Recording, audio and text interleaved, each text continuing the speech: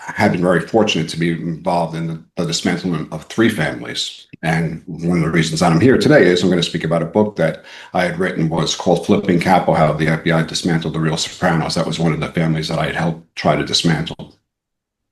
And that's amazing. So you dismantled the Sopranos. I happen to have a role on the Sopranos for a little bit, so we have a lot in common. You know what I mean? Yes, exactly. So again, yes, in the '90s, that was still, the mafia was still, prevalent, right? Although we're going to talk a little bit later, if we have time, about what just happened in the NBA. But exactly, yep. Before we do that, so when you get on, you're focusing on that, right? Now, when you're focusing on all 3 families, do you have like a branch or of different guys working undercover in all 3 families, or were you focusing on one at a time? Okay, so at that point in time, 1998, I get assigned to a squad called C10. C10 is responsible for 2 families at that particular time. It's the Bonanno family and the DeCavalcanti family, which is the Jersey family. And you're probably thinking, okay, how does the New York FBI get involved with the Jersey family? How that started was someone decided to rob the World Trade Center in 1998.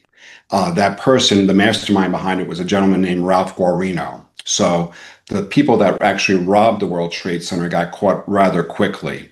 Ralph was the mastermind behind it, and he realized that he was going to get caught pretty quickly, and he called an agent named George Hanna, and George was smart enough to basically turn him into a witness. He turned him into a proactive witness. What I mean by that is he made consensual recordings.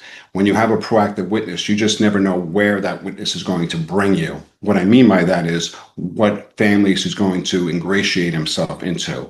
And he brought us into the Brooklyn faction of the DeCavalcanti family. And that's how the FBI started to get into the DeCavalcanti family. So my squad, C10, then basically started to investigate the Bonannos plus the DeCavalcantis. Me as a new agent, I get assigned in December of 1999 after graduating from Quantico, and also then going through a rotation. That's what they do when you first get to the New York office. I get assigned to that squad. Very fortunate to do that. And I get assigned to the DeCavalcanti section of that particular squad.